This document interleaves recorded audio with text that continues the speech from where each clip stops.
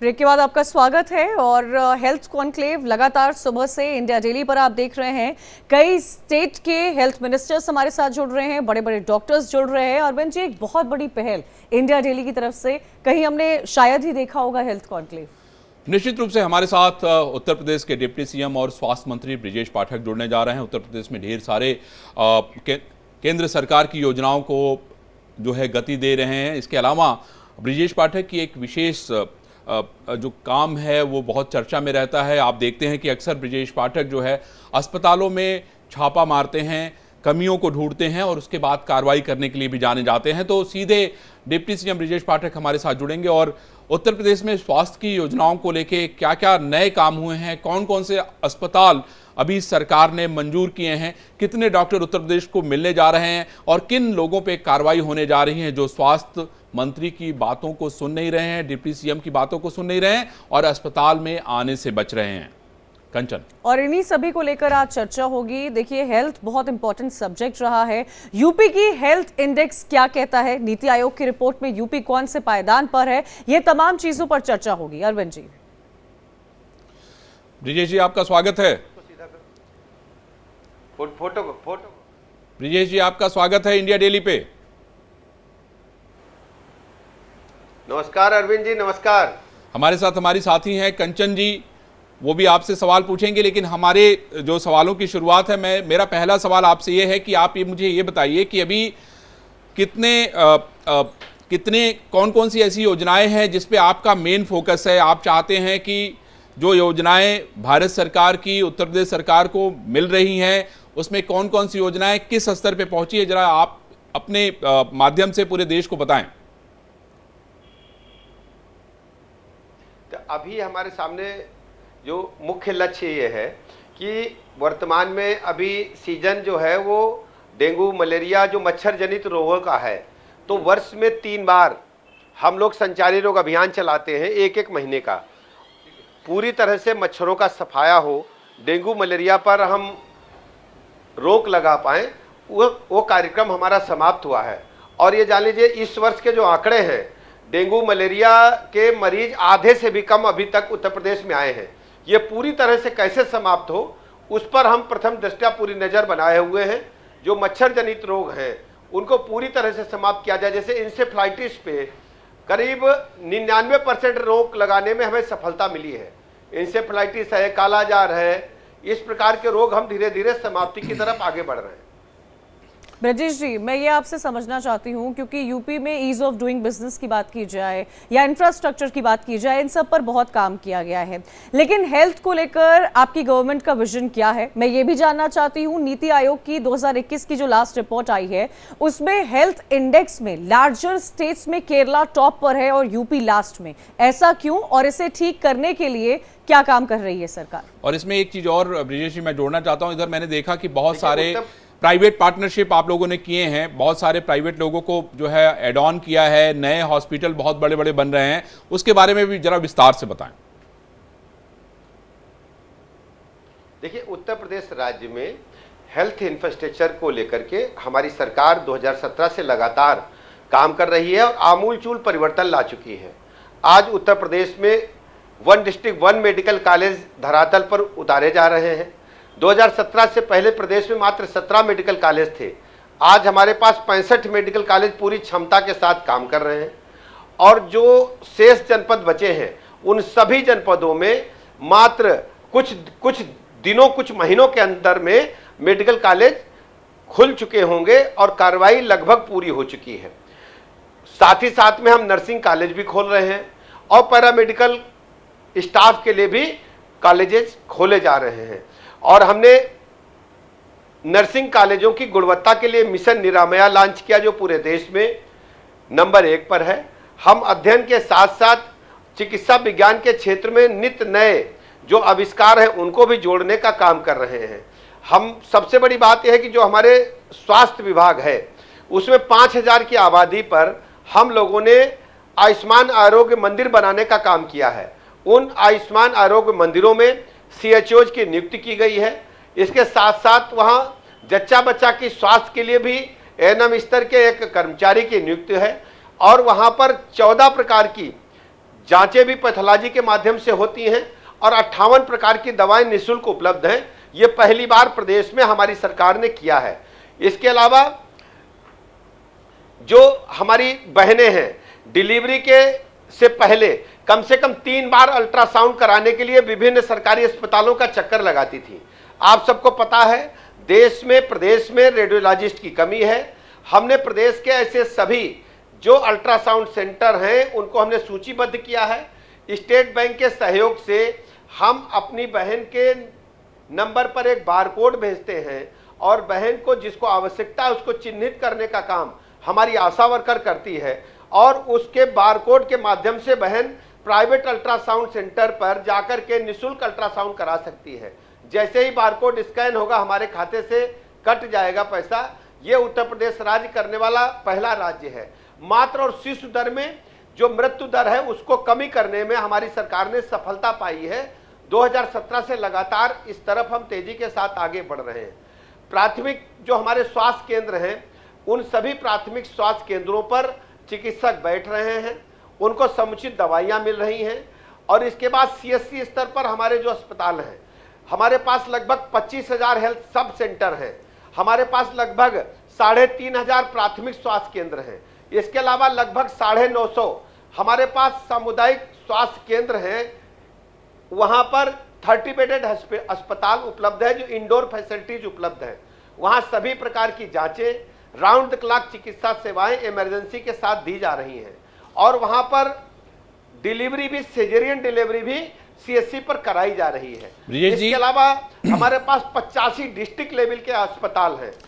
85 district level के अस्पताल हैं। इसमें मेरा एक सवाल है, लेवल के अस्पतालों में ब्रिजेश जी मेरा एक सवाल है इसमें, मेरा सवाल ये है कि आप अक्सर जो है अस्पतालों में छापा मारते हुए दिखते हैं और मैं समझता हूं कि एक बड़ा कारण है कि इसकी वजह से लोग चुस्त रहते हैं, दुरुस्त रहते हैं, लोगों के आने में अब इजाफा हुआ है, समय से लोग ऑफिस पहुंचते हैं क्योंकि आप किसी भी भेष में पहुंच जाते हैं। मैं देखता हूं कि आपने 2 लोगों को लिया और आप जो है अस्पताल पहुंच गए, मोटरसाइकिल से बैठ के आप अस्पताल पहुंच गए।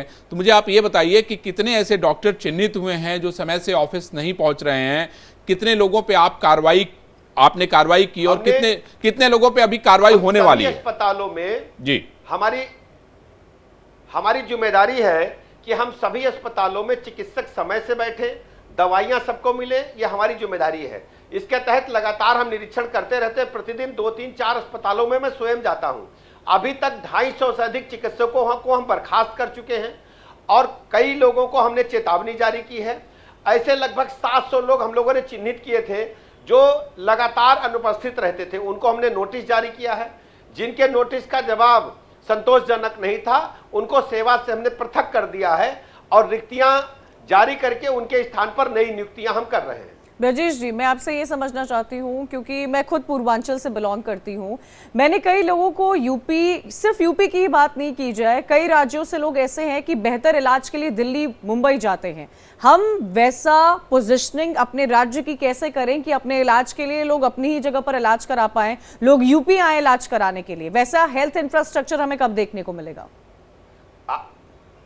अब एक बार जरा आप आंकड़े उत्तर प्रदेश के मंगाइए। पीजीआई में हमारे पास उत्तर प्रदेश के साथ साथ बिहार, झारखंड, नेपाल से भी मरीज हमारे पास आते हैं। आप हमारे पीजीआई के आंकड़े, लोहिया और केजीएमयू के आंकड़े मंगाकर आप देखेंगे। दूसरी बात है, अगर निजी सेक्टर पे देखेंगे तो नोएडा और गाजियाबाद में ढेर सारे ऐसे अस्पताल हैं जहां पर विदेश से भी लोग इलाज कराने के लिए आते हैं। और जहां तक मुंबई और दिल्ली की बात आप कर रहे हैं, जो गंभीर रोग है, कैंसर जैसे रोग हैं, ज्यादातर कैंसर के मरीज टाटा इंस्टीट्यूट मुंबई की तरफ रुख करते हैं और दिल्ली में कैंसर के इलाज के लिए रुख करते हैं। बाकी सभी प्रकार की उच्च कोटि की इलाज की व्यवस्था हमारे उत्तर प्रदेश में है। कल्याण सिंह कैंसर इंस्टीट्यूट प्रदेश का पहला कैंसर इंस्टीट्यूट है जो बेहतर ढंग से कैंसर रोगियों का भी इलाज कर रहा है। लेकिन फिर भी लोग उच्च कोटि की चिकित्सा व्यवस्था के लिए दूसरे शहरों में जाते हैं, इसमें हमें कोई रोक नहीं है और हम उनकी मदद भी करते हैं कि उन शहरों में उनको व्यवस्थित ढंग से इलाज मिले। उत्तर प्रदेश के लोगों को सुव्यवस्थित इलाज मिले, गुणवत्तापरक इलाज मिले, इसको सुनिश्चित करने का काम हमारी सरकार कर रही है। ब्रिजेश जी, मैं आपको एक बात और भी कहना चाहता हूं कि चूंकि मैं भी पूर्वांचल से आता हूं, बनारस एक बहुत बड़ा मेडिकल का हब है। खास तौर पे अगर बनारस हिंदू विश्वविद्यालय की बात करें, उसके साथ ही एक कैंसर इंस्टीट्यूट भी अभी नया प्रधानमंत्री महोदय ने उसका उद्घाटन किया। पूरे बिहार, आपने जैसा कहा, और बहुत दूर दूर से मैं देखता हूं कि वहां पे महीनों पहले लाइन लग जाती है और उसके लिए बड़ी चुनौतियों का सामना करना पड़ता है। मेरा ये मानना है कि बिहार झारखंड से जुड़ा होने के नाते आप लोगों के ऊपर प्रेशर बहुत है, क्योंकि बिहार और झारखंड से बहुत मरीज जो है वो उत्तर प्रदेश आ जाते हैं, और खासतौर पे विदेशों से भी बहुत सारे मरीज मैं देख रहा हूं कि इधर लगातार उनकी संख्या बढ़ रही है। तो उसको लेके किस तरह की फैसिलिटीज आप दे पा रहे हैं? हम प्रदेश में जिस भी अस्पताल में कोई भी मरीज आता है, हम उनकी भगवान मान करके सेवा करते हैं। हम स्टेट नहीं देखते, केवल मरीज को मरीज मान करके, भगवान मान करके उनकी बेहतर से बेहतर चिकित्सा व्यवस्था उपलब्ध कराने का काम करते हैं। ये ग्रामीण इलाकों में डॉक्टरों को लेके एक बहुत बड़ा अक्सर सवाल लोग पूछते हैं। उनके मन में ये सवाल होता है कि भाई जो डॉक्टर हैं वो ग्रामीण इलाके में बैठने से, वहाँ पर जाने से कतराते हैं। आजकल फॉर्म भी भरवाया जा रहा है। अगर कोई आदमी मेडिकल की पढ़ाई करना चाहता है तो ये रहता है कि आपको कुछ दिनों में ग्रामीण इलाकों में जाके काम करना पड़ेगा। आप मुझे ये बताइए कि पूरे उत्तर प्रदेश में ग्रामीण इलाकों में कितने डॉक्टर जो हैं जो आपने डिप्लॉय किए हैं, और किस तरह से वो आम लोगों की सेवा कर रहे हैं? मैंने आपको बताया जी, मैंने आपको बताया कि 5000 की आबादी पर आयुष्मान आरोग्य मंदिर है। उसमें लगभग 21,000 CHO कम्युनिटी हेल्थ ऑफिसर की नियुक्ति की गई है, और सभी गांवों में 5000 का आबादी पर ऐसे व्यवस्थित हमारे जो आयुष्मान आरोग्य मंदिर है वो काम कर रहे हैं। वहां 58 प्रकार की दवाइयां निःशुल्क हैं, 14 प्रकार की पैथोलॉजी की जांचें निःशुल्क हैं, जच्चा बच्चा को टीकाकरण की, डिलीवरी की सारी सुविधाएं उपलब्ध हैं, और इसमें लगातार हम बढ़ोतरी कर रहे हैं। वहां पर सुविधाओं को हम लगातार बढ़ाने का काम कर रहे हैं। ब्रजेश जी, एक ऐसा तबका भी है, हालांकि ये तो बहुत अच्छी स्कीम्स आप बता रहे हैं जो गवर्नमेंट हॉस्पिटल्स में लाई गई हैं, लेकिन एक ऐसा तबका भी है जो प्राइवेट हॉस्पिटल जाता है, जो प्राइवेट हॉस्पिटल अपने इलाज कराने के लिए जाता है। प्राइवेट हॉस्पिटल के बिल बहुत ज्यादा आते हैं। क्या गवर्नमेंट की तरफ से इस पर कोई रेगुलेशन हो सकता है?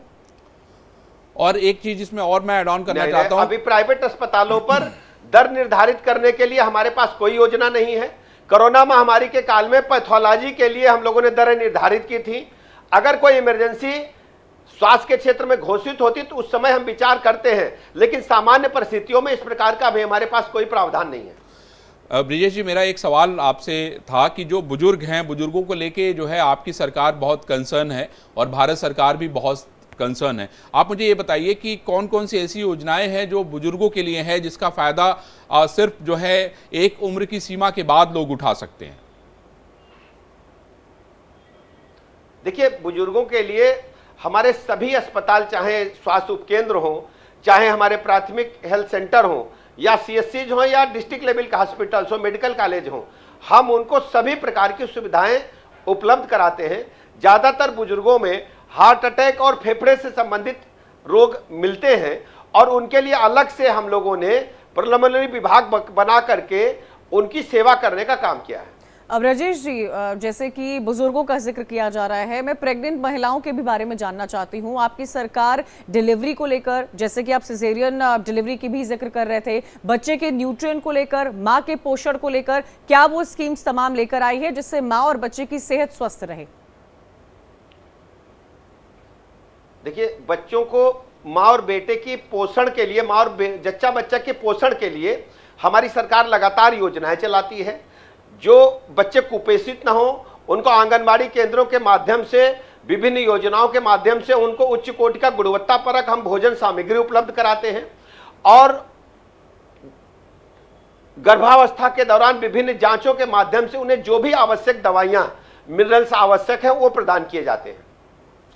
ब्रिजेश जी, अगर उत्तर प्रदेश में देखें तो अभी जब से आप डिप्टी CM और स्वास्थ्य मंत्री बने हैं, तब से अभी कौन कौन सी ऐसी चुनौतियां हैं जिस पे आप लगातार काम कर रहे हैं और आपको लगता है कि नहीं, आने वाले समय में हमें इस पे और विशेष ध्यान देने की आवश्यकता है? देखिए, सबसे बड़ी बात यह है कि जो हमारे शेष जनपद बचे हैं, उनमें हम सब में 75 के 75 जनपदों में मेडिकल कॉलेज खुले, पढ़ाई शुरू हो, चिकित्सा व्यवस्था शुरू हो, साथ में नर्सिंग कॉलेज भी खुले। इसके अलावा सभी चिकित्सक जिम्मेदारी के साथ मरीज को भगवान मान करके सेवा करें, ये बहुत बड़ी चुनौती है। इसमें लगातार हम चिकित्सकों से काउंसलिंग भी करते हैं, बात भी करते हैं और स्वयं निरीक्षण भी करते हैं। राजेश जी, रेडियोलॉजी एक बहुत बड़ा चैलेंज है और अच्छे रेडियोलॉजिस्ट भी बहुत बड़ी चुनौती इस वक्त बने हुए हैं। सरकार का क्या विजन है रेडियोलॉजी डिपार्टमेंट को लेकर, और कितने टाइम टू टाइम पर सीटी स्कैन या एमआरआई स्कैन या पेट स्कैन की मशीन्स का रिन्यूअल किया जाता है? दरअसल जो आप जिन मशीनों की चर्चा कर रही हैं, तो सीटी स्कैन हर डिस्ट्रिक्ट लेवल पर उपलब्ध है। एमआरआई हमारे टर्सरी केयर के हॉस्पिटल्स में जो तृतीयक स्वास्थ्य व्यवस्था है मेडिकल कॉलेजेज में, वहां हम लगाने का काम कर रहे हैं। पीजीआई, लोहिया और जो केजीएमयू जैसे जो विशिष्ट श्रेणी के हमारे चिकित्सा संस्थान हैं, वहां पर हम पेट सीटी की भी व्यवस्था कर रहे हैं और लगातार लोगों को सुविधा प्रदान कर रहे हैं। जहां तक रेडियोलॉजिस्ट का सवाल है, रेडियोलॉजिस्ट को लेकर के हमने गंभीरता के साथ जो पोस्ट ग्रेजुएशन की सीटें हैं, जैसे एमबीबीएस की सीटें पहले जितनी थी उनसे दोगुनी सीटें अब हमारे पास उपलब्ध हैं। 2017 में लगभग 5000 सीटें थीं, अब हमारे पास लगभग 10,000 सीटें एमबीबीएस की हैं। ऐसे ही एमडी और एमएस की सीटों को भी दोगुना करने का काम हमारी सरकार ने किया है।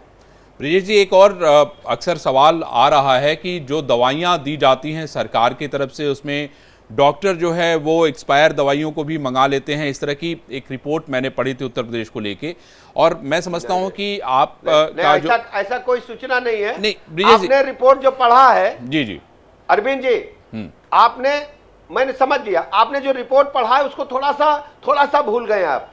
नहीं, आप बताइए ना, मैं आपसे सुनना चाहता हूं। अस्पताल के स्टोर में थी। जी एग्जैक्टली मैं बता रहा हूं जी। अस्पताल में स्टोर में एक्सपायर्ड दवाइयां थी, उनको हमने व्यवस्थित ढंग से निष्प्रयोज घोषित करा करके कंडम किया है।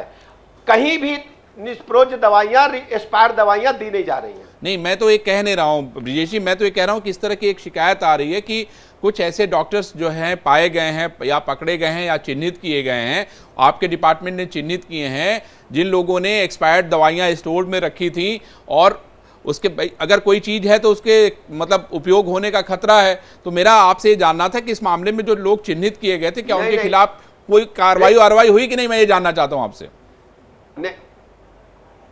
नहीं अरविंद जी, स्टोर में रखना अपराध नहीं है, स्टोर में निष्प्रयोज घोषित करना उनकी ड्यूटी थी।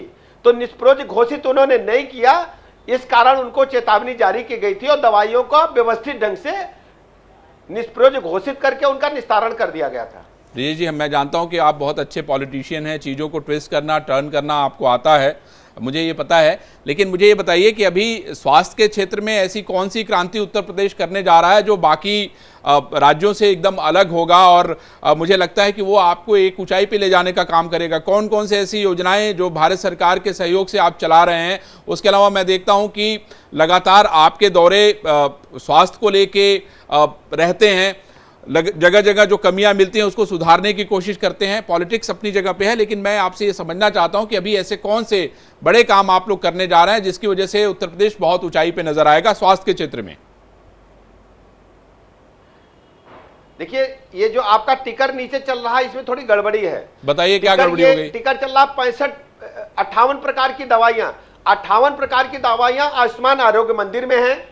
करीब 296 दवाइयां डिस्ट्रिक्ट लेवल के हॉस्पिटल में निःशुल्क उपलब्ध हैं। ठीक है। और ऐसे ही लगभग 195 दवाइयां हमारे पीएससी और सीएससी में उपलब्ध हैं।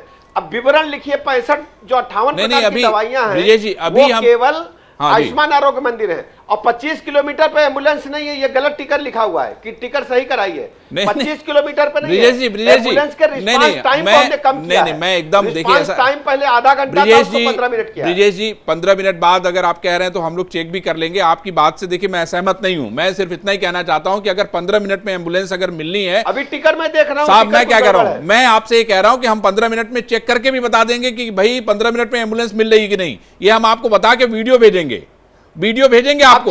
मैं अभी चेक कर रहा हूं, मैं वीडियो भी भेजूंगा आपको। मैं आपको वीडियो भेजूंगा, मैं आपको नहीं, इसको टिकर को तो मैं ठीक करा रहा हूं, लेकिन मैं आपको वीडियो भेजूंगा कि 15 मिनट में एम्बुलेंस आ रही कि नहीं। तो इसलिए मेरा ये मानना है कि भाई पक्का रहा, आप भेजिए, पक्का वादा रहा, पक्का वादा रहा अरविंद का कि आपको 15 मिनट पे एम्बुलेंस आ रही कि नहीं, हम इसका वीडियो आपको देंगे। लेकिन अब हमारा सवाल मैं आपसे ये पूछ रहा था ब्रिजेश जी कि कौन कौन से ऐसे काम होने जा रहे हैं जो आपको एक ऊंचाई पे ले जाने का काम करेंगे?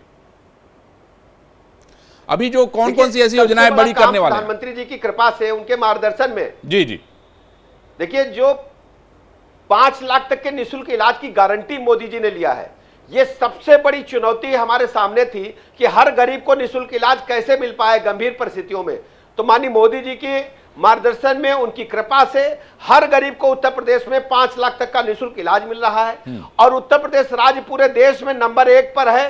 5 करोड़ 11 लाख से अधिक आयुष्मान भारत कार्ड बना करके पूरे देश में उत्तर प्रदेश राज्य नंबर 1 पर है। आज हर गरीब को उच्च कोटि का निःशुल्क इलाज, 5 लाख तक के निःशुल्क इलाज की गारंटी, मोदी जी की गारंटी हर गरीब को देने का काम उत्तर प्रदेश सरकार कर रही है। इसके अलावा सभी जिलों में मेडिकल कॉलेज खुले, नर्सिंग कॉलेज खुले, ये हमारी प्राथमिकता है।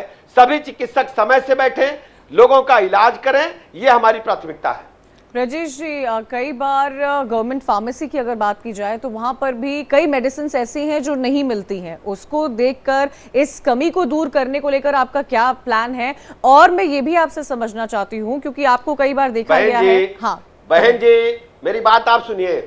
विशेषज्ञ चिकित्सकों की एक कमेटी है, वो तय करती है कि कौन सी दवाइयां मरीजों को आवश्यक होती हैं। तो विशेषज्ञ कमेटी के आधार पर उत्तर प्रदेश के जिला अस्पतालों में 296 प्रकार की दवाइयां निःशुल्क उपलब्ध हैं। ब्रिजेश भाई, मैं समझता हूं कि आपसे बातों में जीतना इतना आसान काम है नहीं। वो चूंकि मैं आपकी बातों से और आपकी प्रकृति से, दोनों से बहुत पुराने समय से परिचित हूं, तो इस बात को मैं महसूस करता हूं। मुझे ये बताइए कि अभी आप आने वाले दिनों में, क्योंकि अभी तो बरसात का सीज़न लगातार चल रहा है, आपने कहा कि भाई डेंगू से जो है आपको मुक्ति मिली, गोरखपुर में मच्छर जनित बीमारी थी, उससे आप लोगों ने मुक्ति पाने का बड़ा काम किया है। और कौन कौन से ऐसे ज़िले हैं जिस पे आपकी विशेष नज़र है, खास तौर पे जो अक्सर देखा जाता है कि वो ज़िले बहुत ज़्यादा प्रभावित रहते हैं, खासतौर पे तराई क्षेत्र के? गाजियाबाद, मैं बता रहा हूँ जी, जैसे गाजियाबाद में भी मच्छर जनित रोग बहुत होते हैं, वहां भी हमने कंट्रोल किया है। ऐसे जो तराई के इलाके हैं, जैसे पीलीभीत है, लखीमपुर खीरी है, बहराइच है, श्रावस्ती है, गोंडा है, इन सभी जनपदों में विशेष फोकस करके हमने संचारी रोग अभियान चलाकर ऐसे रोगों को कंट्रोल करने में सफलता हासिल करने का काम किया है। राजेश पाठक जी, आपको क्या लगता है हेल्थ इंडेक्स में यूपी का जो नंबर है वो कब बदलेगा? दरअसल जो हेल्थ सेक्टर है, ये लगातार सुधारात्मक प्रक्रिया है और लगातार व्यवस्थित ढंग से सुधार हो, लोगों को गुणवत्तापरक इलाज मिले, ये हमारी जिम्मेदारी है। चलिए ब्रिजेश जी, मैं समझता हूं कि आपसे स्वास्थ्य के क्षेत्र में हमारी अच्छी खासी बातचीत हुई है और जो बातें आपने बताई हैं उसको भी देश ने सुना है, जो हमने बातें बताई है उसको आपने सुना है। तो कुछ अच्छाइयाँ और कुछ कमियाँ सब में होती हैं, इस बात को हम लोग समझते हैं और मानते भी हैं। अगली बार हम लोग जब आपसे बातचीत करेंगे तो हम और भी नई जो है चीज़ें आपसे जानेंगे, सुनेंगे और ये भी देखेंगे कि उत्तर प्रदेश ने एक और ऊंचाई प्राप्त की, एक और मुकाम हासिल किया और वो डिप्टी सीएम और हेल्थ मिनिस्टर ब्रिजेश पाठक के नेतृत्व में किया। आपने इंडिया डेली से बात की, आपको बहुत बहुत धन्यवाद। थैंक यू, शुक्रिया। और इसी के साथ देखिए लगातार इंडिया डेली पर हेल्थ कॉन्क्लेव जारी है और आपको ये भी बता दें कि एक छोटा सा ब्रेक ले रहे हैं, हम जल्द हाजिर होंगे। कई तमाम गेस्ट हमारे साथ जुड़ेंगे जो हेल्थ सेक्टर से जुड़े, उनके राज्य में क्या कुछ बदलाव हैं, कैसे बेहतरी की ओर हमारा देश भारत जा रहा है, इन तमाम मुद्दों पर चर्चा करेंगे। छोटा सा ब्रेक, जल्द हाजिर हो रहे हैं।